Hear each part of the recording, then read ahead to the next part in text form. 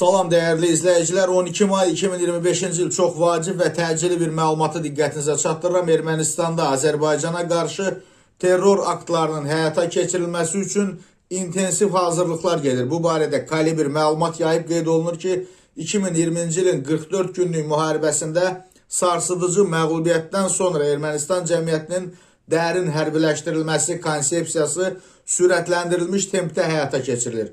Klassik milli müdafiə modelindən millət ordu hibrid doktrinasına keçid edilir. Qeyd olunur ki, bu təşəbbüs əvvəlki hakimiyyət dövründə, xüsusilə də Serj Sarkisyan dönəminin müdafiə naziri Vigen Sarkisyan tərəfindən irəli sürülsə də, hazırki müdafiə naziri Suren Papikyanın dövründə həyata keçirilməyə başlayıb. Burada xüsusi önəm Voma və Azatazen kimi yarım hərbi qurumların fəaliyyətinə verilir ki, onlar erməni cəmiyyətinin dırnaqarası vətənpərvərlik və dırnaqarası milli dirçəliş şuurları altında səfərbərliyinə yardımcı olur. Bildirilir ki, Ermənistanda Azərbaycana qarşı terror aktlarının həyata keçirilməsi üçün intensiv hazırlıq gedir.